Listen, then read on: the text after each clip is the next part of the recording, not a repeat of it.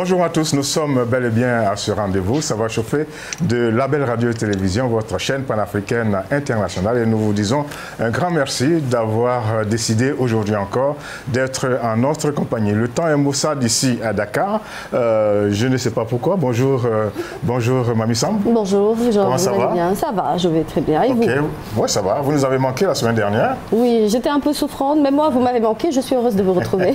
Ok, alors pourquoi le temps est maussade? Pourquoi il a changé tout d'un coup? Le soleil a disparu, il fait gris à Dakar. Oui, je pense que là, il va pas tarder à pleuvoir. Si c'est pas le week-end, ce sont des pluies à prévoir un peu la semaine prochaine. Mais en général, durant cette période, le climat à Dakar, c'est toujours comme ça. C'est jamais un climat fixe ou stable. Ah ouais. Parfois, on a du soleil, d'autres jours, bien, on a un ciel nuageux, parce qu'il faut savoir là qu'on est en saison hivernale. Et donc, du coup, il faut s'attendre à ce qu'il pleuve à n'importe quel moment. Ok, c'est bien noté. Alors, est-ce qu'à Libreville, c'est la même chose? Parce que c'est que Marisa, tous les jours, chaque fois qu'on se retrouve, nous dit qu'on attend avec impatience la saison sèche. Bonjour Marisa. Bonjour Georges. Comment ça va? Marisa. Comment allez-vous? Bonjour à l'Afrique également. Ah d'accord, toute l'Afrique nous suit, de partout, hein, du Gabon, du Cameroun, du Togo, du Bénin, du Niger, de la Côte d'Ivoire. On peut citer, hein, autant qu'on peut. Du Ghana, du Nigeria. Alors comment ça va? Comment s'est passée votre semaine, Marisa? Marisa a disparu. Ok, on va la retrouver tout à l'heure. Marisa, on va la retrouver tout à l'heure. Il ne faut pas que la technique, les problèmes de connexion nous jouent des tours ce matin. Nous embêtent encore aujourd'hui. Ah, ça. Alors, je reviens à vous, Mami Sam. Ah, on nous dit que Marisa est de nouveau en place. Voilà, on vous voit bien, on attend votre sourire habituel. Où il est? Ah, voilà. Voilà, il est là, le sourire. Ok. Alors vous attendez que le temps change là-bas, que les pluies s'arrêtent. Et on a l'impression que les pluies ne veulent pas s'arrêter. Oui, on attend toujours que les pluies s'arrêtent, mais il faut dire que comparé déjà aux semaines précédentes, la saison sèche commence à arriver, on a de moins en moins de pluie et plus le temps est beaucoup plus doux, beaucoup plus beau. Donc je pense que là, on est vraiment en train de rentrer déjà dans la saison sèche. Ok. Voilà. Ok. Alors, on peut dire aussi que c'est déjà la fin de l'année scolaire pour beaucoup, pour un certain nombre d'élèves et étudiants. Pardon? C'est déjà la fin de l'année scolaire. On est en train de tirer vers la fin de l'année scolaire. On attend les résultats. Oui, c'est déjà la fin de l'année scolaire. Les élèves ont terminé. Là, il reste que les classes d'examen. Donc, les troisièmes, les terminales et les CM2. Donc, 5e année de primaire. Et puis, une fois ils auront terminé leur examen, ce sera bouclé. D'accord. Et qu'est-ce qui a marqué votre semaine? Pour les universitaires, c'est tout autre chose. Parce que là-bas, les années universitaires sont un peu mélangées à bracadabrantes. On va vous dire que vous êtes là actuellement en 2021, en pleine année 2019 par exemple. Bon, alors, qu'est-ce qui a marqué votre semaine à Libreville?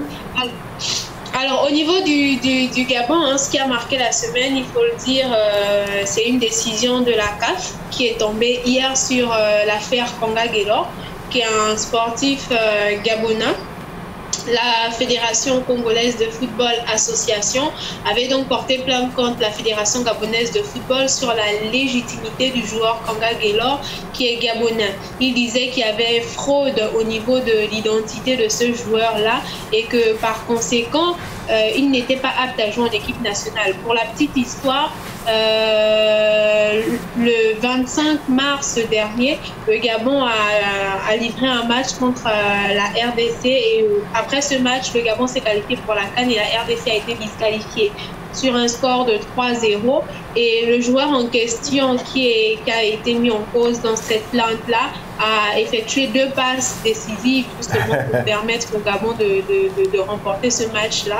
Et donc la Fédération congolaise de football a essayé de gagner sur papier, sur tapis vert, comme on dit, en portant plainte au niveau de la CAF pour remettre en question la légitimité de ce joueur, ses origines, parce qu'ils estiment que c'est un Congolais et que donc il n'a pas forcément la compétence de jouer dans l'équipe nationale. Donc il y avait eu une première plainte La décision était tombée le 26 mai dernier. Disons qu'au regard des éléments qui avaient été fournis et après avoir entendu les deux parties, donc la Fédération gabonaise de football et la Fédération congolaise de football association, le joueur était bien légitime à être gabonais et qu'il n'y avait pas de raison de s'interroger sur ses origines. Seulement, la Fédération congolaise de football association n'a pas pris la nouvelle de cette de manière positive. Donc, ils ont fait appel justement pour essayer d'avoir une nouvelle décision. Et donc, cette décision est tombée le 8 juillet. Donc on attend, il y a 2 jours. On attend et la décision finale est restée la même. Ouais. Il n'y a pas eu de nouvelles preuves ou de nouveaux documents apportés pour pouvoir changer la décision qui avait déjà été donnée. Donc le Gabon reste bien qualifié pour la CAN, le Congo reste bien disqualifié et la CAF avait ajouté justement à sa décision qu'elle ne prendrait plus de peine de plainte concernant cette histoire et que donc si la Fédération congolaise de football association voudrait et encore se plaindre, qu'elle aille au niveau du tribunal d'arbitrage des sports, qui est au-dessus de c'est bien noté. Et concernant le coronavirus, est-ce qu'on parle au Gabon d'une 3e vague de contamination? On en parle ou on n'en parle pas? Vous m'entendez, Marisa? Non, là, pardon, vous dites? J'étais en train de vous demander si au Gabon, on parle concernant le coronavirus d'une 3e vague. Non, on en entend parler timidement, mais on n'en parle encore beaucoup. Timidement encore, mais ça n'a pas encore commencé à impacter nos habitudes quotidiennes. Il n'y a pas eu de nouvelles communications du gouvernement, de nouvelles mesures. Donc oui, on en entend parler, mais vraiment timidement. Ok. Alors, nous, on revient. On vous abandonne quelque peu à Libreville. On revient ici à Dakar. Ici, on parle beaucoup d'une 3e vague. Et comme on dit, ça craint. C'est clair que ça craint. C'est vrai que depuis quelques jours, les autorités alertent un peu sur le spectre d'une 3e vague au Sénégal. Et surtout, ce qu'on a constaté cette semaine-ci, c'est justement une montée des cas. Des cas de contamination. Des cas de contamination du coronavirus. Les chiffres sont tellement alarmants et on a l'impression justement que le Sénégalais lambda ne prend pas conscience justement de l'urgence de pouvoir vraiment faire tout ce qu'il faut pour respecter non seulement les gestes barrières mais avoir les mesures qu'il faut, et sans compter que même dans les structures sanitaires, il est dit et constaté qu'il n'y a plus de vaccins en ce moment. Il y a une pénurie de vaccins d'AstraZeneca. Voilà. Aïe. Et ça, c'est un problème. Déjà qu'il y a toujours beaucoup de Sénégalais qui ont des difficultés ou des réticences pour se faire vacciner. Au-delà de tout ça, ceux qui ont décidé de le faire, malheureusement, ils n'ont pas de vaccin. Ah ouais. Voilà. Et ça, sans compter que nous sommes à quelques jours de la fête de Tabaski. Donc on ne peut pas du tout éviter tout ce qui est rapprochement, tout ce qui est rassemblement également, puisque pour aller acheter un mouton... La fête de Tabaski en 2020 a été célébrée en respectant les mesures. Oui, pas que la fête on ne peut pas respecter les mesures cette année? Non, mais parce que déjà, on avait senti une certaine levée des mesures et donc du coup, constatez-le par vous-même, à Dakar, dans les rues, un tout petit peu partout, et même dans les transports en commun, les gens ne portent plus de masque. Inquiétant. Dans les transports, tout le monde est bien serré, les transports en commun. Les bus sont très bondés. Ne respectent ni la limitation de nombre de personnes qui doivent être dans les bus. Personne ne porte de masque, encore moins dans les rues, c'est-à-dire tout le monde circule comme s'il n'y avait plus de coronavirus au Sénégal. C'est l'occasion peut-être de lancer un appel et aux autorités et aux citoyens. Bon, on va commencer d'abord par les autorités, par le président de la République Macky Sall. C'est vrai que dernièrement, lors du dernier Conseil des ministres, il a justement rappelé qu'il fallait éviter tout ce qui est rassemblement, mais je rappelle que lui-même sort d'une tournée économique où il y avait beaucoup de rassemblements justement. Donc la mesure devrait d'abord commencer par l'État du Sénégal. Il faut donner l'exemple. Oui, il faut donner l'exemple. Et ensuite, s'il vous plaît, portez vos masques, respectez les gestes gestes barrières, utiliser du savon ou encore du gel hydroalcoolique, puisque le coronavirus est là au Sénégal, bien présent. On était déjà en début de semaine, je pense mardi, à plus de 121 cas de nouvelles contaminations, sans compter qu'on parle des variantes depuis quelques jours. Et là, on se dirige direct vers une troisième vague. Si on ne fait pas attention, on va tous retourner aux dernières mesures là, qui ont été prises, qui ont fait que les fêtes de Korité de l'année dernière et la fête de la Tabaski de l'année dernière, tout s'est fait vraiment en catimini. Il n'y avait vraiment pas de célébration en réalité, sauf la prière et encore. Et donc, s'il vous plaît, respectez les gestes barrières. Le coronavirus est là et c'est une maladie qui tue beaucoup de personnes.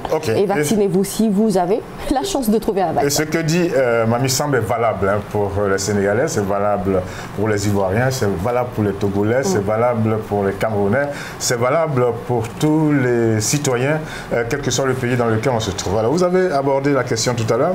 Ici, nous sommes en pleine préparation de la fête de Tabaski. On sent déjà une certaine ferveur, il y a une sorte d'ébullition qui monte petit à petit dans la ville de Dakar. Alors, vous savez que déjà le Sénégal, c'est un pays qui affectionne particulièrement les fêtes religieuses. Encore moins la fête de Korité, mais la fête de Tabaski, c'est une célébration particulière. Déjà, vous voyez, le visage de la capitale a complètement changé, avec les grands espaces qui sont utilisés comme des darals de moutons. Il y a des moutons partout. Il y a des moutons partout. Ils seront vendus, tous ces moutons-là? Oui, ils seront vendus. Je vous promets, il y a des gens qui n'auront pas de moutons s'ils n'achètent pas tôt leurs moutons avant la fête. Ah oui, c'est arrivé à ce point-là. Vous allez dans les marchés, l'ambiance dans les marchés, c'est autre chose. C'est-à-dire, là, en ce moment, c'est les soldes. Donc, tout le monde va faire, toutes les personnes vont aller sur le marché pour faire les emplettes. Les tailleurs, ils ne dorment plus. Ils prennent plus de commandes. Non, là, c'est compliqué en ce moment. Les salons de coiffure, même chose. Et j'espère qu'on va vivre longtemps pour assister à cette fête de Tabaski. Je vous promets, on va en reparler dans Ça va chauffer. Tabaski au Sénégal, ça, c'est la grande fête. Et vous le sentez dans les maisons, dans la rue, l'ambiance, les embouteillages. C'est autre chose. En tout cas, on le sent déjà. De jour comme de nuit, on voit qu'il y a des moutons partout. La vente de moutons vraiment a envahi Dakar. Et on me dit que non, ça, c'est encore rien. C'est encore rien. Ça, c'est clair, c'est encore rien. Ça vient, les moutons arrivent. Oui, c'est la première fois que vous allez assister à une fête de Tabaski au Sénégal. D'accord. Et vous allez, je vais vous inviter déjà chez moi, officiellement. Voilà, il va passer la fête avec moi. Et ensuite, samedi prochain, Inch'Allah, on reviendra ici pour parler de la Tabaski. J'espère que vous êtes un cordon bleu. Ah ça, faut me regarder même, moi je suis une grande cuisinière. Alors Marisa, vous êtes là? Oui, genre je suis. Vous êtes là, vous avez envie d'en savoir un peu plus sur la fête de Tabaski ici à Dakar. Je sais qu'à Libreville, elle existe également, cette fête, mais il y a très peu de musulmans là-bas, mais il y en a quand même, Il y en a quand même, mais il faut dire qu'en ce qui concerne les préparatifs, c'est plutôt timide parce que, contrairement à Dakar, on ne voit pas encore de moutons, rien ne laisse présager en fait que la Tabaski arrive. On ne sent pas encore la fête. D'accord. Voilà, et puis il faut dire que ici, les autorités sont vraiment strictes sur les mesures barrières. Donc du coup, je pense que même les personnes qui vont faire cette fête-là essaieront de vraiment la faire de manière restreinte. Parce que ici, les brigades mixtes du COPUL, donc qui est l'organe de gestion de la crise sanitaire, circulent régulièrement dans les quartiers pour vérifier que les mesures barrières sont bien respectées. Et donc là, je pense que chacun est un peu sur, on va dire, chacun est sur ses gardes en fait, pour ne pas se retrouver dans une situation compliquée. D'accord. Alors donc, fête ou pas, il faut respecter les mesures barrières parce que, eh bien, il y a ce qu'on appelle la troisième vague. Il y a beaucoup de choses dans cette histoire de coronavirus. On a eu la première vague, ensuite la deuxième, maintenant c'est la troisième vague. On a parlé de variants, des variants qui ont des nationalités, etc. Donc, chacun de nous doit pouvoir faire très attention et faire en sorte que chacun soit un frein à l'évolution l'évolution de cette pandémie qui est en train de changer, de bouleverser tout. En tout cas, ce n'est pas parce que nous sommes maintenant habitués à ce virus qu'il a disparu. Il est bel et bien présent. Alors, je sais que vous aimez la musique, je sais que Marisa également aime la musique, je sais que tous ceux qui nous suivent de partout, ils aiment la musique. Eh bien, nous avons décidé de prendre notre envol à partir de l'Algérie. Hein, c'est pas souvent que ça arrive. À partir de l'Algérie, nous sommes donc en Afrique du Nord et nous vous proposons un duo composé de l'Algérino, c'est un garçon, et de Tania, il chante la Boca et c'est très dansant. Si vous avez envie de vous laisser aller, vous en avez le droit. Voilà, de la très bonne musique avec l'actualité revue et commentée par nous sur ce plateau, c'est ça. Ça va chauffer de la belle radio et télévision, votre chaîne panafricaine internationale. Maintenant, on va parler d'un sujet très important. Vous savez que tout à l'heure, je l'avais évoqué avec Marisa, nous sommes en train d'aller vers la fin de l'année scolaire. Dans certains pays, c'est le cas, dans d'autres, ça tire encore un peu, mais n'empêche que les premiers résultats que nous avons ne sont pas extraordinaires. Alors, on peut le dire, l'école africaine semble à bout de souffle.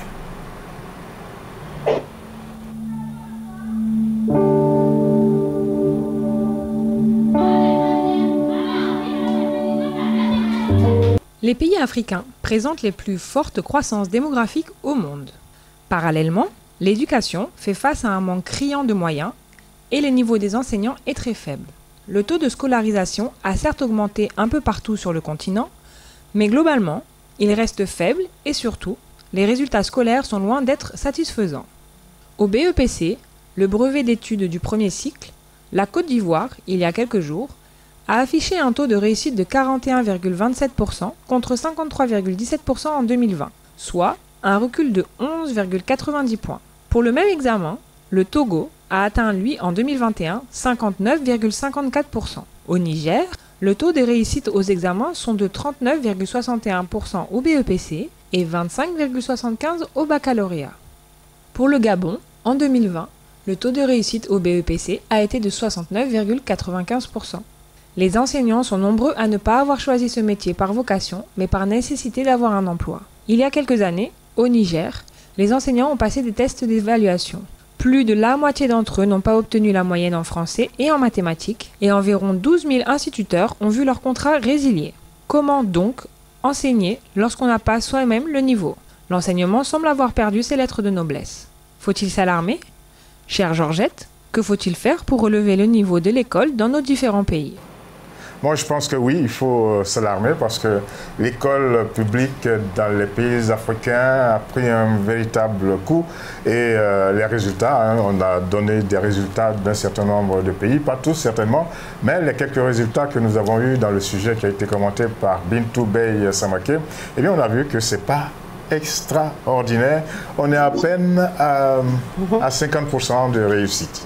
Mais ce n'est pas surprenant. Je pense qu'il fallait s'attendre un peu à avoir des résultats pareils.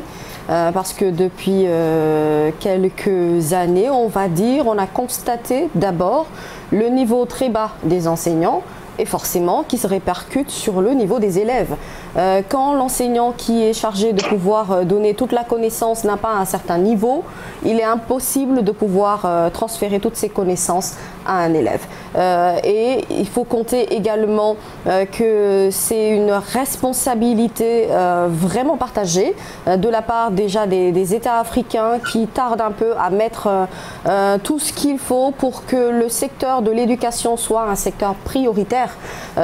Aujourd'hui, dans l'évolution justement naturelle des choses, ce que l'on voit, c'est que les élèves ont atteint un niveau mais tellement bas que même ça se répercute dans le milieu professionnel après. Alors les élèves sont en concurrence avec leurs enseignants parce qu'il paraît que, et ça, il y a eu une enquête il y a je crois 2 ou 3 ans qui a eu lieu au Niger et ça a été catastrophique au niveau des enseignants.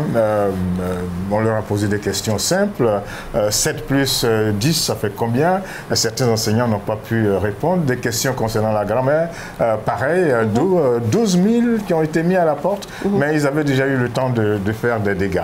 Moi, je pense que déjà, le métier d'enseignant ne doit pas être un métier qui devrait être facile d'accès. Ça, c'est le premier problème. Tout le monde peut être... Il faut sélectionner les gens. Oui, tout le monde peut être enseignant maintenant. Et malheureusement, la plupart d'entre eux n'ont pas à la base le niveau qu'il faut pour pouvoir enseigner.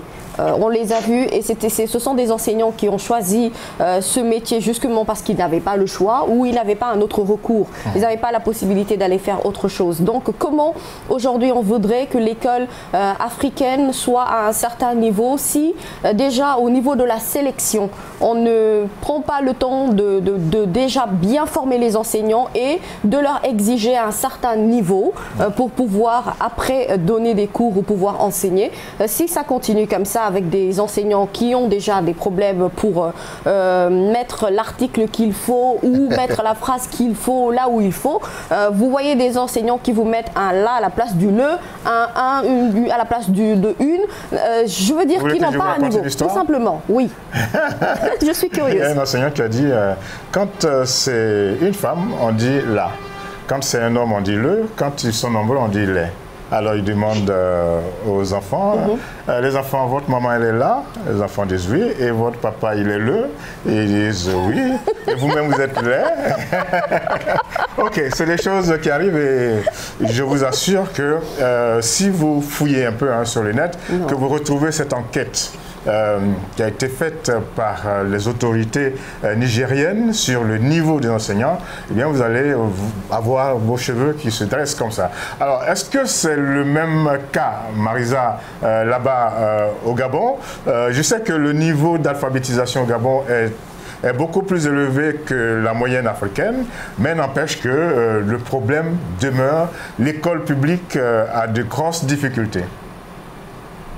Effectivement, on a un fort taux d'alphabétisation.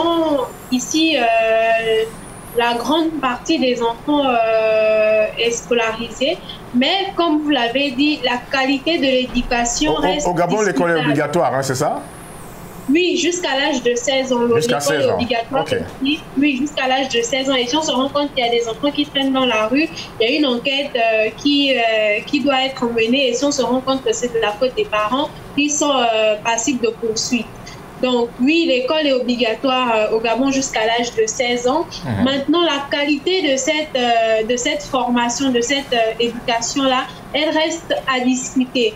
Vous l'avez bien relevé, les torts sont partagés à ce niveau. Au niveau des pouvoirs publics qui ont du mal justement à créer un environnement propice à cette éducation-là, parce que au niveau du Gabon, il y a beaucoup d'effectifs pléthoriques. Les enseignants également. Vous avez dit effectifs pléthoriques, c'est ça? Ok. Oui. Ça veut dire qu'on ne construit pas beaucoup de salles de classe?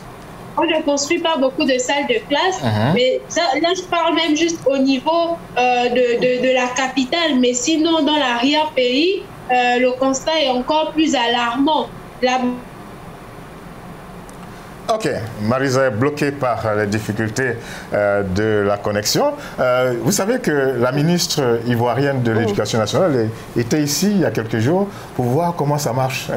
Elle veut s'inspirer du modèle sénégalais parce que quand elle a vu les résultats, par exemple au CEPE ou au BPC, résultat maximum 50%. C'est vrai qu'ici au Sénégal, quand même, on a un très bon niveau d'études en général. C'est vrai qu'il est arrivé des années où les résultats n'étaient pas très très bons, les résultats d'examen du CFE, du BEFM, encore du baccalauréat. Mais ça, c'était le BEFM. Ah ouais, ailleurs on dit le BPC. Oui, ici on dit le BEFM et le baccalauréat. Et les résultats du CFE ou entrée en 6e. Et c'est vrai que c'était alarmant ces années-là, mais ce n'était pas forcément dû au niveau des enseignants. C'était dû, je ne sais pas si ça arrive dans d'autres pays africains, mais chez nous, le réel problème dans notre éducation, c'est plutôt des grèves ou un désaccord entre les enseignants et le gouvernement du Sénégal. S'il y a grève, c'est que les conditions du travail ne sont pas bonnes. Exactement. C'est qu'il y a beaucoup de difficultés. Mais on dit que les enseignants, c'est les champions de la grève. C'est les champions de la grève. C'est-à-dire ils ont toujours vraiment quelque chose à revendiquer par rapport à leur salaire, par rapport à des augmentations. Et par rapport aussi aux conditions du travail. Et là, ça... Vous avez vu, il y a des classes... Quand on sait que des enfants vont entrer dans ces classes-là, on a peur. Il y a des écoles sans latrines, ou bien vous voyez les latrines qui sont complètement déglinguées, il n'y a pas d'eau, il y a... Ouf, sans compter les écoles sans abri, il y en a aussi. Et quand je pense que tous les cadres... En période hivernale. Quand je pense que tous les cadres africains sont passés par l'école publique, on se demande pourquoi ces cadres africains qui sont aujourd'hui aux commandes laissent cette école publique aller à volo. Sans compter, je vais rajouter, que l'école, en général, les résultats des écoles publiques sont meilleurs que les résultats des écoles privées. Après, comme je dis, l'enseignement, c'est pas un business. Et il y a beaucoup d'enseignants qui prennent en fait l'affaire comme un business, qui sont enseignants dans des écoles publiques, mais n'empêche qu'ils vont trouver des horaires dans des écoles privées. On appelle ça le gombo. Voilà. C'est les artistes qui ont créé ça, le gombo, ça glisse quoi. Voilà, exactement. Et donc du coup, quand on le fait moins par passion, quand on le fait moins parce qu'on aime ce métier, on l'a choisi, quand on cherche plus l'appât du gain, on ne donne pas ce qu'on doit donner. Alors que l'enseignement, c'est comme un peu la médecine ou encore notre métier. Ce sont des métiers qui demandent beaucoup de passion, qui demandent beaucoup d'exigences. Passion, vocation, rigueur. Exactement. Oui. Voilà, ce sont vraiment des métiers qui demandent tout ça pour que le rendu puisse être quelque chose d'assez extraordinaire. Mais c'est vrai que quand même, on peut dire qu'ici au Sénégal, le niveau d'études est quand même très très bon. Justement, ici à Dakar, il y a beaucoup d'étudiants qui sont arrivés de partout, de Côte d'Ivoire, de la RDC, du Gabon. Il y a toutes sortes de nationalités ici. Cela veut dire que l'école gabonaise se porte plutôt bien et on peut comprendre pourquoi la ministre ivoirienne de l'Éducation nationale est venue s'inspirer du modèle sénégalais. Ouais, elle a peut-être raison. Parce que c'est vrai qu'on a les plus grandes universités quand même. Vous avez entendu tout à l'heure, Marisa, dire qu'au Gabon, l'école est obligatoire jusqu'à 16 ans. On va prendre l'exemple de la RDC. Vous savez que la RDC, c'est un vaste pays. C'est un pays qui est très riche. Mais tenez-vous bien, l'école primaire jusqu'à dernièrement était payante et cela faisait que de nombreux enfants se retrouvaient dans la marge. Alors il faut qu'on pense à ce qu'on aura comme société dans quelques années. En tout cas, la Banque mondiale est venue en appui à la RDC et on ne paye plus pour aller à l'école primaire.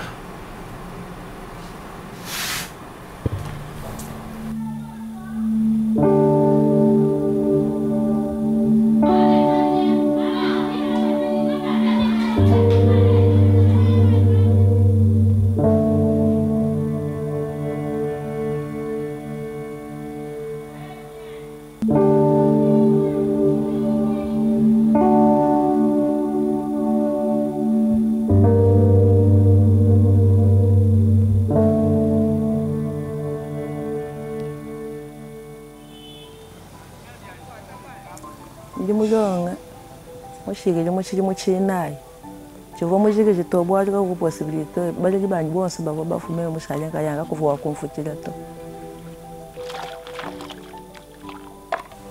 nini nakamba ne muntu memo fanka jasa bana banka bafanka jasa to bwali kajasa kajika shiji muna muntu kajika muteka fa mwaba ofete byende bugiye kagici ofete byende muji muwenza wambulisha baji bashali tiji muchishali kabavo bali mukajasa twana muchiji mwe chibwali chiji muchishali bavo bafuta chibwana mushindo wamenya kubafuchile toke pa babasa wamafambe chibwana makutato ndibo kujamenya myaka yanyi kugisha kulwachisha nokufuta mukajasa chiwo mushindo tobwali mushali nkayanyi chimwe pa kwamba bonde bajiba lwanga jashana kifanji byanyu mbatuma mukajasa ne mukalasi bwa indi bamanyi byanyu kubantu kuntu nguvili disanka jabunyu kukalasa bwampinje patu jikati tufuta tu apunjumani jindu byanyu muntu indu nashu mwendeshwa mashinyani mwendeshwa ndeka nashu president wajitunga bikali bantu bonse balonga kalasa mujitunga detu bantu bonse ni bikali ni mijimu matande na bweli munwenga. Nous voulons que les enfants viennent nombreux pour étudier, pour qu'ils deviennent aussi les personnes capables dans notre pays. L'école fait l'office de protection des enfants en général, pour que les enfants-là ne puissent pas entrer dans des groupes dans des mauvais groupes ou aller s'enrôler dans les mouvements insurrectionnels. L'école est là pour éduquer les enfants, pour montrer aux enfants quoi faire dans la vie. Et il faut que les filles étudient aussi comme les garçons. Parce que éduquer une fille, c'est éduquer toute une nation. Na classe na lingami kotanga pe kokoma koyeba kokoma ezali bien po komaka na mikando zala na écriture bien koyeba kokoma ezali bien epesaka mayele na linga zala molakisi po atangisa bana bazala mayele na lingi bana bazala mayele po lobi basunga baboti na bango ou famille na bango.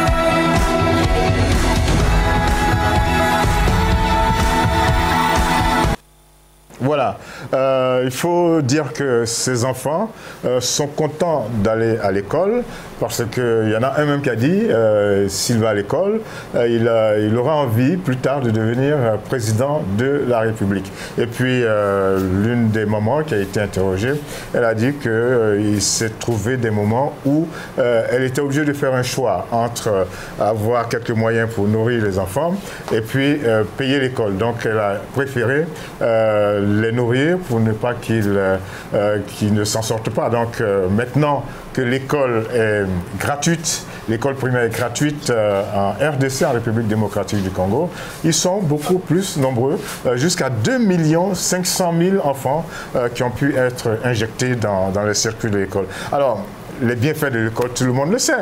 Qu'est-ce qui ne va pas dans nos pays? Pourquoi l'école est si abandonnée, si mal lotie? C'est justement parce que, comme je l'ai dit tout à l'heure, on ne prend pas, en fait, on ne fait pas de l'éducation une priorité chez nous. Et pour moi, l'éducation ou encore la santé, ce sont des secteurs prioritaires à prendre en charge dans un État avant de pouvoir aborder d'autres questions ou d'autres sujets. Si aujourd'hui, les enfants africains n'ont pas la chance de pouvoir avoir une éducation de qualité, après on ne peut pas espérer avoir de futurs leaders. Et il ne suffit pas seulement de mettre un programme, il faut par la suite l'appliquer et de pouvoir les réadapter selon les réalités auxquelles on est confronté au quotidien. Mais malheureusement, on ne fait pas de l'éducation une priorité. Quand c'est la Banque mondiale qui va venir en appui à des pays comme la RDC, c'est vrai que c'est une très très belle initiative, mais c'est d'abord à la base une initiative qui devrait être prise par l'État en tant que tel et de pouvoir permettre justement à tous les enfants d'avoir accès à l'éducation. Alors Marisa, je ne sais pas si vous êtes encore là. Marisa, tout à l'heure on vous a perdu. Marisa, je suis là, oui, vous êtes revenue. Alors, oui. L'école, tout le monde connaît ses bienfaits.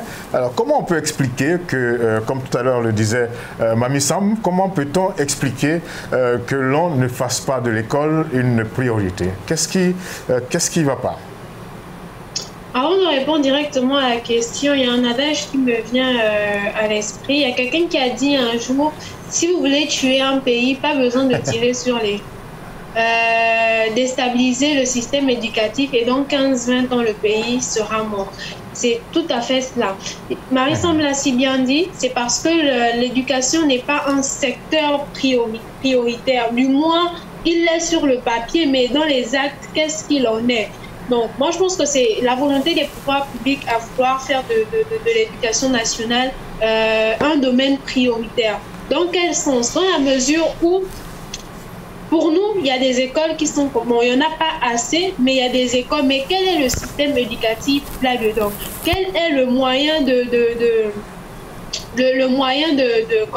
comment je vais dire, de recrutement des enseignants qui vont dans ces établissements-là? Sont-ils réellement évalués? Ont-ils réellement le niveau? Est-ce qu'ils sont là par compassion? Est-ce qu'il y a une étude qui est menée là derrière, ou c'est parce qu'il y a des personnes qui se sont dit, bon, c'est le dernier choix, ou c'est le choix qui s'offre à moi, j'atterris là et je fais ce que j'ai à faire? Moi, je suis arrivée dans des classes où quand un élève dit au professeur, je n'ai pas compris, le professeur te répond, ce n'est pas grave, tu vas comprendre l'année prochaine.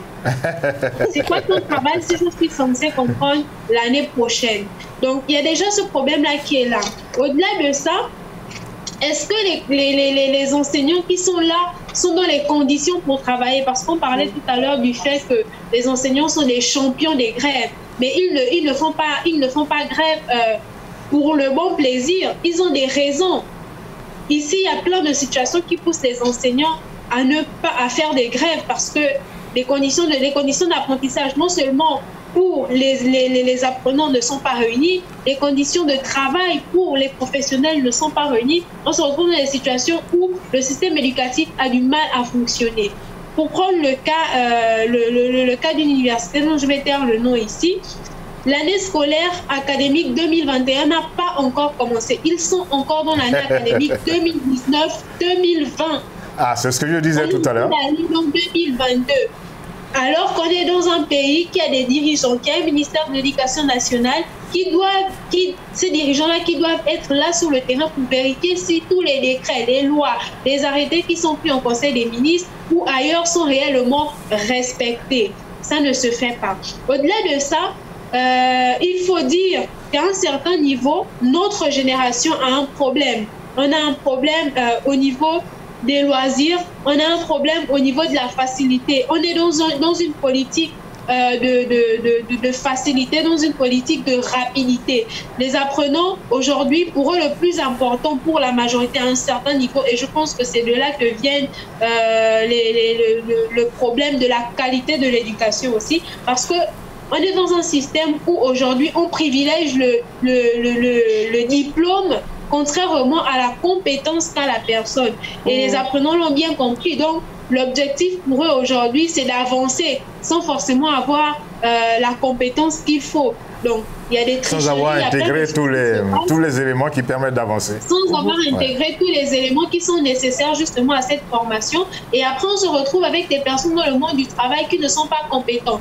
Donc, si un enseignant a suivi ce parcours-là, donc il a appris, il a sauté les étapes sans avoir toutes les compétences qu'il fallait et qui se retrouve ensuite le lendemain dans l'éducation nationale sans avoir les compétences qu'il faut pour être enseignant, on se retrouve avec des enseignants qui sont incompétents et qui transmettent leur incompétence aux apprenants. Ça devient une file d'incompétents. Donc ça fait beaucoup de problèmes. Donc la qualité des enseignants, la qualité de l'enseignement, le nombre de classes qu'il n'y a pas, donc les écoles mal entretenues, etc., etc. Ça fait beaucoup. Hein? Ou même pas assez. Les problèmes des grèves également sont répétitifs. Mais moi, je reste sur le fait qu'au-delà de tous ces problèmes, la pièce maîtresse, c'est l'éducation nationale et par ricochet le gouvernement, les pouvoirs publics, parce que à partir du moment où on constate un problème, on dit force reste à la loi. Et donc s'ils prennent des décisions et qu'ils décident de les appliquer sérieusement et de suivre ces décisions-là, je pense qu'on pourrait arriver à rectifier le tir. Mais la vérité, c'est que la majorité de nos dirigeants prennent des décisions pour la communauté internationale. On a dit que tous les enfants doivent être scolarisés. Ok, on va faire un décret qui dit que tous les enfants doivent être scolarisés. On va aller refaire la peinture dans un établissement pour dire qu'il y a eu de nouveaux bâtiments, pour dire que ceci. En fait, on est dans la politique de la communication. Il faut qu'on soit bien vu à l'extérieur. Mais ce qui se passe en réalité, c'est pas ça. Et ça, c'est parce qu'ils ne on joue avec le vernis, c'est ça? Exactement. Voilà. Ok. Alors, il y a quand même quelque chose, les Georgettes, il y a quand même quelque chose qu'il faut noter, c'est que nous sommes désormais, comme on dit, dans un monde globalisé. Et bientôt, c'est-à-dire la nationalité ne va presque plus compter. Donc, les pays qui vont se retrouver en arrière-plan en matière d'éducation vont se voir supplantés par des ressources humaines qui arrivent d'ailleurs. Alors qu'on annonce la ZLECAf, la zone de libre-échange continentale, on annonce beaucoup de choses concernant l'Afrique. On dit que l'Afrique, c'est le continent du futur. Donc, ça doit commencer par la formation de bons cadres. Et ça, on n'a pas le choix.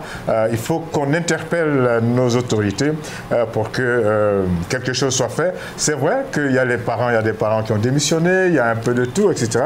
Mais c'est avant tout l'importance que l'on accorde à ce secteur, l'éducation nationale. Dans quelques années, hein, vous l'avez dit, Marisa, si on veut tuer un pays, eh bien on tue son éducation nationale. J'ai envie de vous envoyer dans une école, dans un autre type d'école. Ce sera en compagnie d'un grand de la musique. Nous allons en RDC. On y était tout à l'heure pour voir que l'école, c'est pas très évident. Ben, voici un autre chanteur, grand artiste devant l'Éternel, qui nous propose, lui, son école. Il s'appelle Fally Ipupa. C'était l'école de Fally Ipupa, école de musique, de chansons et de danse, comme quoi, quand vous faites quelque chose, faites-le bien. Maintenant, nous allons vous proposer notre rubrique Le Zigzag. Vous aurez droit à un certain nombre de repères concernant la culture et les arts, et certainement qu'il vous faut les noter pour pouvoir y prendre part, pourquoi pas. Le groupe ivoirien Magic System a présenté à Abidjan son nouvel album intitulé Envolée zougloutique, comprenant 12 titres. Des talents locaux ont été associés à la production de l'album, entre autres le jeune arrangeur Bobby Solo. L'album traite de thèmes tels que l'éducation avec le titre Petit Hamza, l'environnement, l'employabilité des jeunes, l'immigration clandestine et comprend des chansons hommages à nos illustres disparus, mais aussi un message d'espoir à l'endroit de la jeunesse et de prise de conscience, surtout relatif à la protection de l'environnement. Un contrat a été signé pour une distribution mondiale, ainsi qu'une tournée africaine qui va mener le groupe dans 14 pays sur le continent pour pouvoir communier avec tous leurs fans. La réalisatrice Amina Ndiaye Leclerc sera présente lors de la projection en avant-première de son film Valdiodio Ndiaye, un procès pour l'histoire, le 9 juillet 2021 au Festival de Cannes. Une page méconnue de l'histoire de l'indépendance du Sénégal. Le film éclaire un moment obscur des indépendances africaines et remet en cause la version officielle de l'écriture de l'histoire. Valdiodio Ndiaye, héros de l'indépendance du Sénégal, est injustement accusé d'avoir fomenté un coup d'État aux côtés du président du Conseil, Mamadou Dia. Des témoins directs, tous unanimes, racontent la mascarade de la procédure orchestrée par le président Senghor, qui a éliminé, avec la complicité de la France, une équipe jugée trop souverainiste. L'exposition Kinshasa Chronique à la Cité de l'Architecture et du Patrimoine présente pour la première fois une grande exposition d'art contemporain qui interroge la ville de Kinshasa et ses représentations. Pas moins de 70 artistes de la très jeune génération congolaise sont présentés dans cette exposition pluridisciplinaire jusqu'au 5 juillet 2021. Les thématiques sont diverses, mais n'ont pas pour objectif d'offrir une vision englobante et exhaustive de Kinshasa.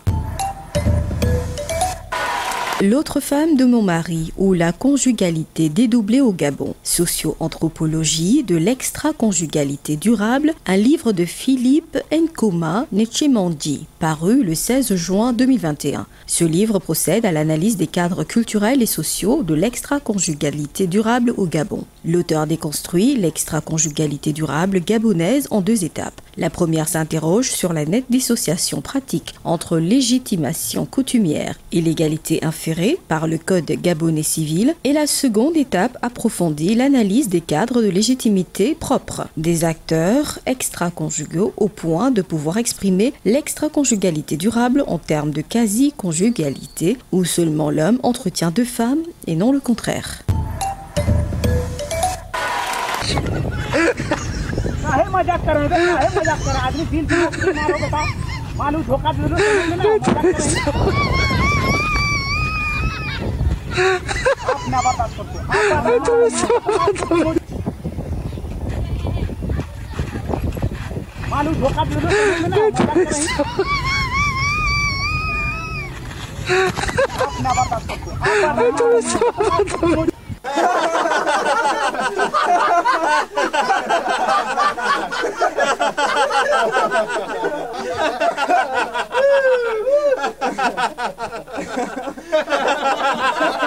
Bean, Tiny, Irish, Bob, Murphy!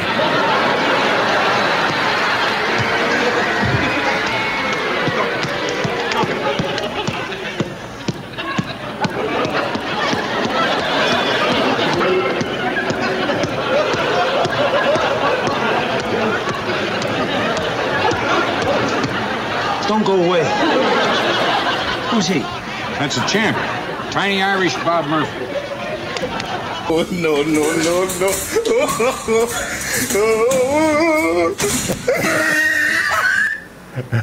Ok, c'est bien compris. Il ne faut pas boire un peu trop. Et puis, quand on doit se retrouver face à un adversaire, il faut le prendre à sa taille. Hein. Oui, ça c'est clair. Ok, merci beaucoup à notre équipe de montage et de réalisation. Cette émission continue son petit bonhomme de chemin.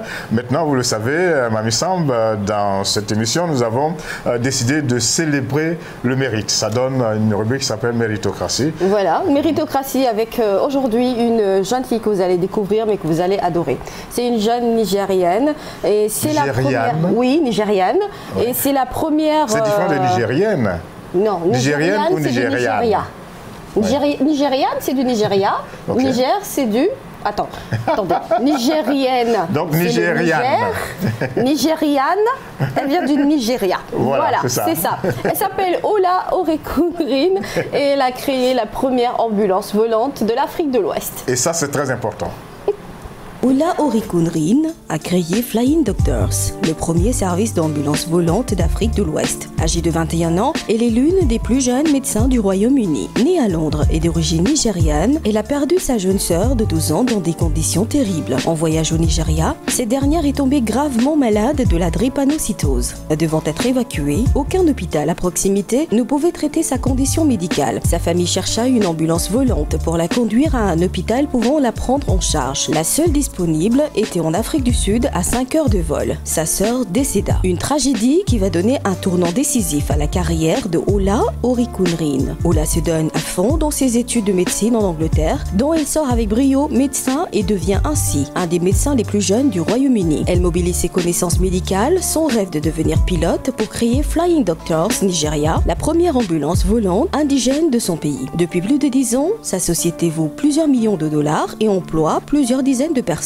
dans son pays d'origine, le Nigeria, mais à l'avenir aussi dans le reste du continent africain. Au moment où l'absence des infrastructures médicales dignes de ce nom en Afrique subsaharienne est encore d'actualité, peu de citoyens africains ont en revanche accès à ce genre de privilèges. Beaucoup d'entre eux sont morts faute de pouvoir être transportés dans des institutions médicales de leur propre pays. Le but ultime de Ola Orekunrin, qui porte désormais le nom de son mari Brown, est de sauver des vies chaque jour. Voilà le parcours d'une femme africaine qui servira d'exemple à d'autres et surtout qui permettra à tout Africain de se dire qu'il est beau de rêver, mais encore mieux, de se donner les moyens de réaliser son rêve.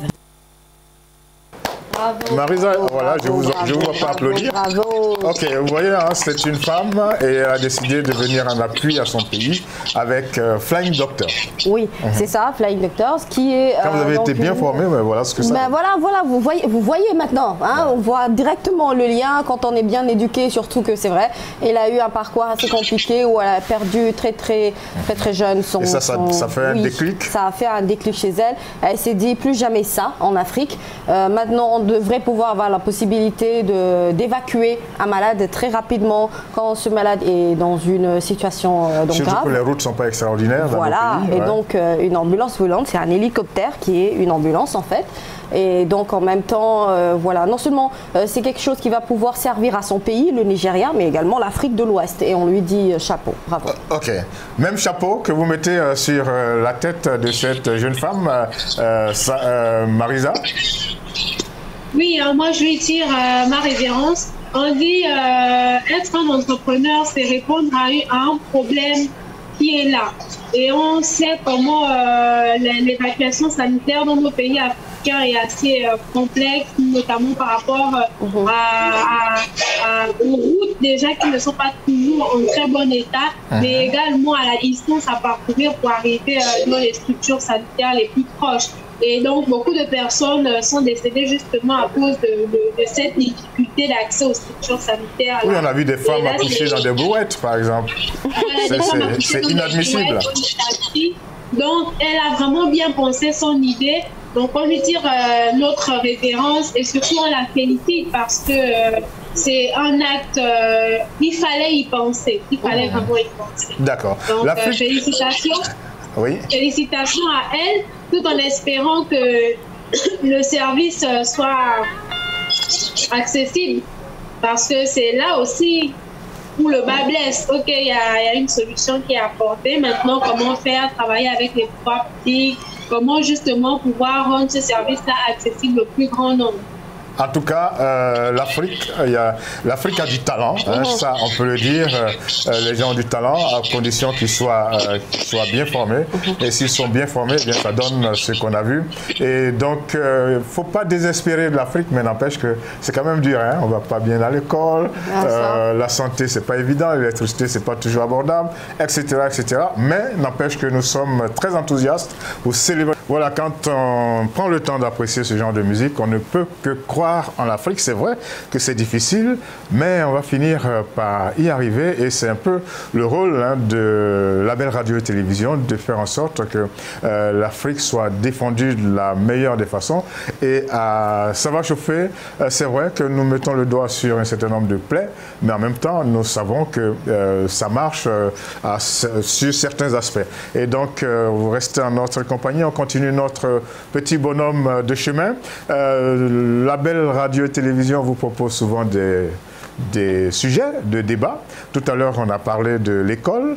L'école, c'est pas facile, mais on espère qu'on va y arriver. Souvenez-vous qu'il y a quelques années, 3 ans, je crois, ici à Dakar, il y avait eu un sommet de chefs d'État sur le financement de l'école.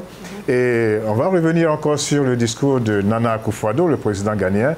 Il a dit que si on fait l'effort de fermer les poches de la corruption, eh bien, l'école, eh bien, les Africains pourront financer l'école. On va revenir sur la corruption très bientôt, pourquoi pas la semaine prochaine, et on va voir comment cette corruption fait beaucoup de mal aux pays africains. Maintenant, allons-y dans les sujets de société. Il y a toujours des problèmes dans les foyers. Aujourd'hui, on ne va pas déroger à la règle.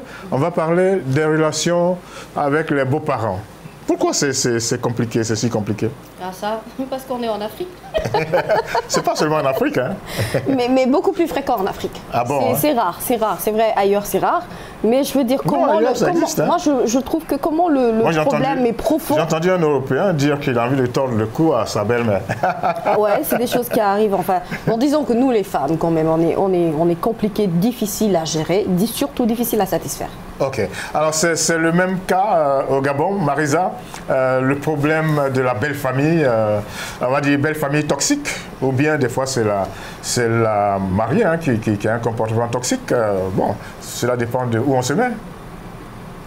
Bon, moi, il y a des belles familles qui sont, on va dire, agréables à vivre, et on a d'autres qui sont difficiles à respirer. Qui le sont moins. Mais je pense surtout que quand on est en couple, on doit former sa vie de couple et sa vie de famille seul. C'est-à-dire prendre sa maison, vivre avec sa femme et ses enfants, établir nos règles. On ne peut pas se couper de ses parents quand même. Pardon? On ne peut pas se couper de ses parents. Non, pas se couper de ses parents, mais vivre chez soi, tout comme ses parents ont leur chez soi, où on était leur enfant. À partir du moment où on devient responsable, qu'on prenne nos responsabilités jusqu'au bout, c'est-à-dire qu'on prenne notre maison, qu'on fasse notre vie de famille avec nos règles et notre vision, notre démarche. La famille, on va la voir de temps en temps, on se rencontre dans les grands événements, et je pense que ça, c'est la meilleure de formules. Parce que les personnes qui vivent ensemble auront forcément des désaccords. Ce que moi j'estime être bien n'est pas forcément ce que ma belle-mère estime être bien. La manière dont j'ai envie de gérer mon foyer n'est pas forcément la manière dont ma belle-mère estime qu'il faut gérer un foyer. Et comme son fils, c'est mon mari, ou comme sa fille, c'est la femme de quelqu'un, elle va vouloir forcément s'en mêler. Ok, stop Marisa. on va vous retrouver tout à l'heure pour les commentaires. Allons-y, plantons le décor. Nous proposons maintenant, chers amis auditeurs et téléspectateurs, notre sujet sur la toxicité de la belle famille, ou bien même des fois de l'épouse ou du mari. En tout cas, allons-y. Nos belles-mères devraient être des personnes à chouchouter comme nos mamans. Pourtant, les belles-mères sont de plus en plus considérées dans les foyers de leurs enfants, soit comme des victimes, soit comme les causes de troubles et de conflits. Des malaises sont si profonds que les époux ne savent plus où donner de la tête, obligés qu'ils sont de faire un choix chirurgical entre le conjoint et ses propres parents. Des disputes vont parfois jusqu'à une rupture brutale des liens. Et la situation des belles-mères se présente sous de multiples aspects difficiles à cerner tout d'un coup.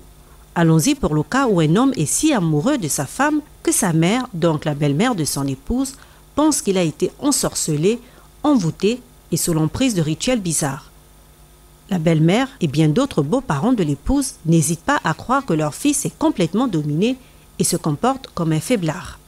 Gare à lui s'il s'amuse à faire la vaisselle ou quelques autres tâches ménagères. Ses parents, avec sa mère en tête, pourraient ne pas se gêner pour déclarer que leur fils est devenu un véritable esclave dans sa propre maison. Si son épouse est toujours belle et bien mise, c'est qu'elle gaspille l'argent du fils. Après quelques mois ou quelques années de vie conjugale, si des petits-enfants ne sont pas nés, l'épouse est indexée et même menacée de devoir subir bientôt la présence d'une seconde épouse pour son mari. L'épouse elle-même n'est pas non plus exempte de reproches, loin s'en faut.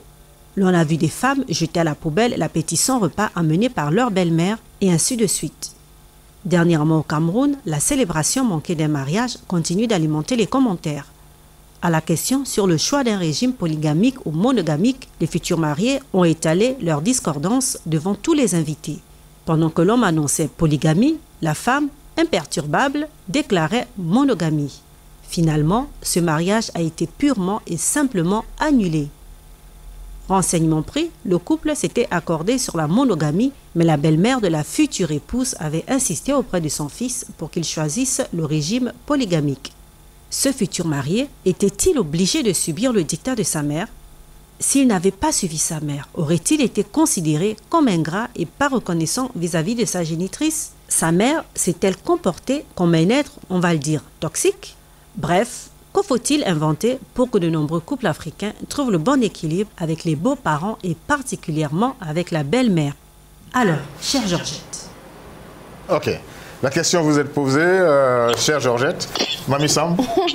Non, moi je pense que déjà il faudrait que les parents restent des parents. Mais pourquoi c'est toujours un problème entre... Les mères des mères. Une belle-mère et sa, comment on va dire ça, sa brouille.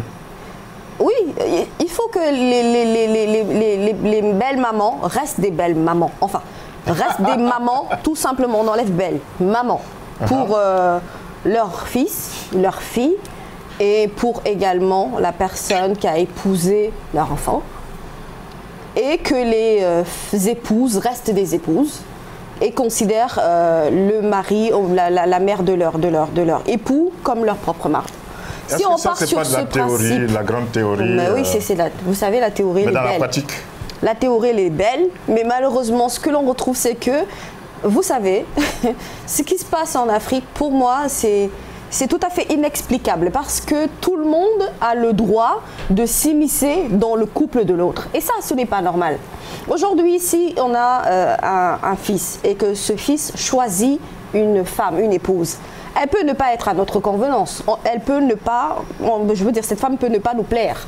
C'est des choses qui arrivent. Mais est-ce qu'on est forcément obligé de montrer que le choix de notre fils ne nous plaît pas?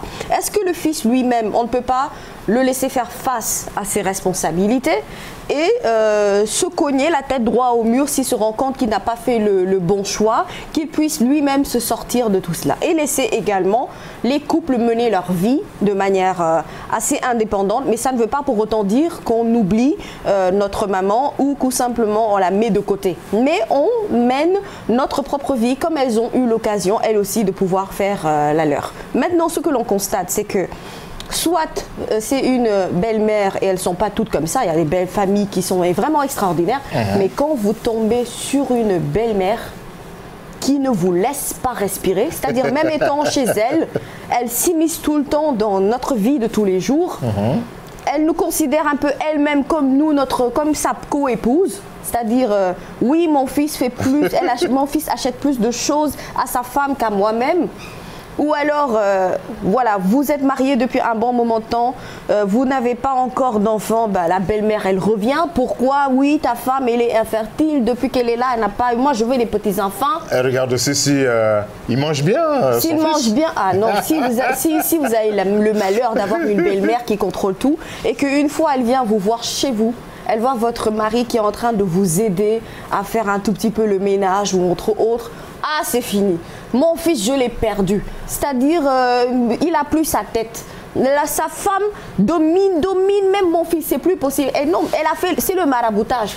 Et ça, le mystique aussi, c'est quelque chose qui a une place, mais tellement importante chez nous, dans notre société. C'est une réalité de tous les jours. On pense toujours qu'il faudrait avoir recours à un marabout pour pouvoir faire notre maximum pour que ce couple ne soit plus réellement en couple, ils ne s'entendent plus, ou alors pour que mon fils me donne plus d'argent, plus qu'il n'en donne à sa femme. Mais c'est juste pas possible. Laissez vos garçons, parce qu'on sait que quand même, ce qui est vrai, et ça je le leur concède à toutes ces mamans, c'est que parfois on voit de loin, on dit que les mamans voient de loin le danger, alors que le fils, l'enfant ne le voit pas de si près. Et pas seulement cette formule où c'est la belle-mère qui fatigue un peu la belle-fille. On voit aussi parfois des belles-mères du côté de la femme qui ne supportent pas leur beau-fils. Ah. Et ça, c'est une formule également qui est là. Il y a un peu de tout, quoi. Un peu de tout, mais c'est les ménages africains. Un peu de tout. Alors, je reviens à vous, Marisa. Vous étiez en train déjà de faire des commentaires. Ce genre de cas, les cas dont a parlé Mamie Samb, ça existe là-bas, à Libreville, des foyers en difficulté. Le gros problème, c'est comment trouver le bon équilibre. Et j'allais dire, comment vivre heureux marié. Oui, hein, ce sont des situations qui arrivent dans toutes les sociétés africaines. Et moi, comme je disais, je pense que la solution, c'est que les couples prennent leur indépendance et surtout leur responsabilité. Que sur la théorie, c'est facile à dire que les mères apprennent à garder leur place et que les enfants, la leur, en théorie, c'est facile à dire. Mais moi, je pense que quand on arrive à l'âge adulte, nos parents sont là pour nous accompagner, pour nous guider, nous éduquer, nous donner des valeurs, jusqu'à ce qu'on arrive à un âge où on soit capable justement de se servir de toutes les valeurs de l'éducation que nos parents nous ont inculquées, et à ce moment-là, prendre nos propres décisions. Donc, une fois de plus, c'est prendre ses responsabilités et surtout son indépendance. Un couple, il est censé avancer, se tromper, se remettre ensemble, ensemble, faire l'expérience de la vie ensemble de la même manière dont notre mère a fait l'expérience de la vie en couple avec notre père ou notre père avec notre mère. Donc, chaque jeune couple est censé faire ces pas-là ensemble et décider s'ils veulent continuer ou s'ils ne veulent pas. Les parents en Afrique aiment trop s'ingérer dans les relations, et pour ça, il faudrait, comme je dis, prendre son indépendance et ses responsabilités, parce que si tu vis avec ta mère et ton père, ça va être compliqué de dire non, ils n'ont pas forcément besoin de vivre ensemble, hein. Même des fois les parents sont de l'autre côté. Même quand ils sont loin, c'est un peu plus compliqué, parce que si mon mari m'aide à faire la cuisine ou à faire la vaisselle et qu'on est chez nous, ils ne vont pas le voir tout de suite, peut-être une fois en passant, mais ce ne sera pas ça n'aura pas le même impact que si ma belle-mère est avec moi tous les jours et que mes faits et gestes sont scrutés du matin au soir. Alors, qu'est-ce que vous pensez, Marisa, bon, comme ça existe, hein, ce problème entre l'épouse et sa belle-mère, qu'est-ce que vous pensez aussi des femmes qui ne supportent pas du tout leur belle-mère? Des fois pour rien, hein? Oui, personnellement, c'est inconcevable. Moi, je suis pour l'amour, pour le respect. Ce sont des valeurs propres à moi qu'on m'a inculquées en m'élevant. Donc, je ne comprends pas forcément pourquoi ces femmes-là en arrivent là. Mais qu'est-ce qu'il faut faire, justement? Il y a problème, on fait quoi? Qu'est-ce qu'il faut faire? Parce que ce que Mamie Samb et vous, Marisa, ce que vous êtes en train de dire, moi je dis c'est de la théorie, mais dans la pratique, on fait quoi? On discute, on essaie de trouver des solutions, et à partir du moment où on discute avec qui? On prend des décisions. Qui discute avec qui? Si la belle-fille ne supporte pas la belle-mère, c'est le mari qui doit faire asseoir sa femme pour lui demander ce qui se passe avec sa mère. Pourquoi il y a des problèmes, pourquoi les deux ne s'entendent pas, c'est quoi exactement le fond du problème, et on essaie de trouver une solution. Si je vous suis bien, il faut de la communication. Voilà, il faut de la communication comme dans toute situation. Des fois, plus on en parle, plus la température monte. À trouver la solution.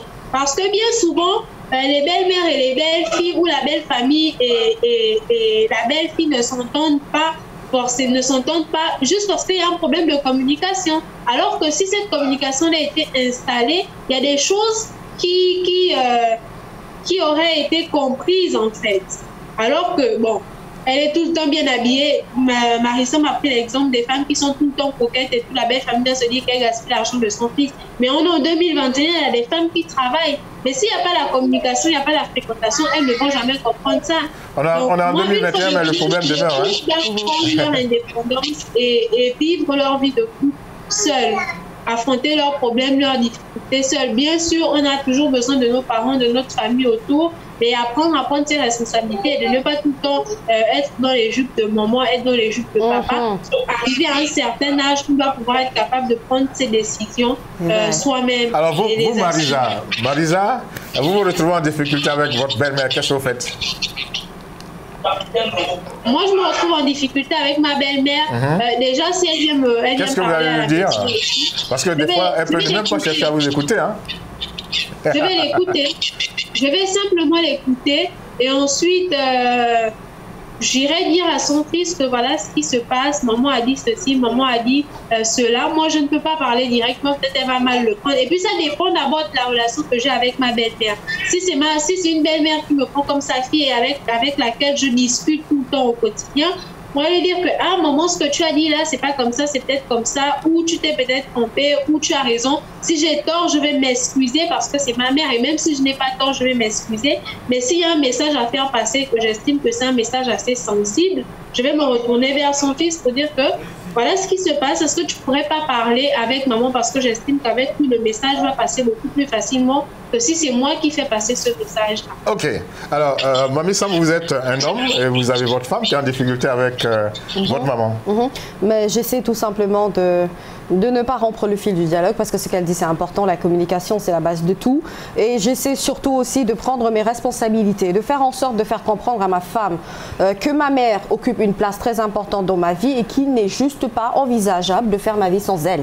Donc il faudrait aussi, autant que les belles-mères fassent des efforts, mais il y a de ces belles-filles qui sont mais pires que toxiques. Aucune éducation, non, sincèrement, qui viennent et qui sèment la zizanie. Pour moi, la relation, il faut la solidifier dès le début. C'est à la base que les choses se travaillent. Il faut pouvoir vraiment quand on est une femme, pouvoir accepter et prendre sur soi. Je pense que si on fait l'effort de considérer notre belle-mère comme notre propre maman et on supporte nos parents tous les jours, on devrait pouvoir se situer par rapport à ça. Mais ces dames, vous les entendez, hein, voilà. Vous avez entendu, et si on est un homme, eh bien on prend ses responsabilités. Marisa, elles vont ouvrir un cabinet pour recevoir les couples en difficulté. Ah, je vous promets, je serai la meilleure conseillère, ça c'est clair. C'est sûr? C'est sûr. Okay. Je serai la meilleure conseillère. Alors, si vous avez envie de dialoguer, que le dialogue ne vient pas. Mais si on a envie on a du mal à accepter le dialogue, c'est ça aussi. Oui, parfois ça arrive. C'est vrai qu'il y a des situations où on n'arrive pas à communiquer. Et comme je dis, quand le fil du dialogue est complètement rompu, vous savez, ici en Afrique, on a quand même une certaine force. C'est que autant on a du respect pour nos aînés, que nos aînés ont du respect pour leurs propres aînés. Donc, on essaie de faire une réunion familiale où il y aura certainement une personne dans la famille que la belle-mère ou que la belle-fille. Est-ce que c'est bon de se disperser Ah si, de temps en temps, il le faut. Se disperser avec mais comme on dit chez nous, d'autres intervenants, mais plus il y a des intervenants, plus c'est compliqué. Le linge sale se lave en famille. Quand on ne peut pas le régler en catimini, on le règle en famille parce qu'il y aura toujours une personne que tout le monde aura respectée. Peut-être que cette personne, quand elle interviendra, les choses iront de mieux en mieux. Ok. Marisa, on va boucler cette émission. Cette émission tire à sa fin. Un dernier conseil à tous ceux qui sont en difficulté dans leur foyer, à toutes celles qui ont des problèmes avec leur belle-mère et à tous ceux aussi qui ont des problèmes avec leur belle-mère. Bon, c'est un méli-mélo, mais bon, il faut pouvoir tirer les fils et retrouver un bon équilibre. De mettre au centre la communication, communiquer pour que chacun ait déjà conscience du problème, parce qu'en général, dans les disputes, on ne sait même pas ce qui est reproché à l'un et à l'autre. Communiquer une fois de plus, prenons nos responsabilités et respectons les engagements qu'on prend, simplement. D'accord. Alors, on va parler un peu de ce week-end. Comment est-ce que vous l'entrevoyez, Marisa? Là-bas à Libreville, qu'est-ce qui va se passer? Y a-t-il des événements? Le repos. Tout de suite après l'émission, d'abord, j'irai à une messe donnée en l'honneur de mon père qui est décédé il y a 3 ans aujourd'hui. Le 8 juillet, ça faisait 3 ans et donc il y a une messe. J'irai assister à cette messe et ensuite je vais rentrer, me reposer. Et voilà, attendre que la semaine recommence. Ok, merci beaucoup Marisa. Nous vous souhaitons un très bon week-end. Et puis, bon recueillement concernant cette cérémonie. Merci beaucoup, on va vous retrouver la semaine prochaine.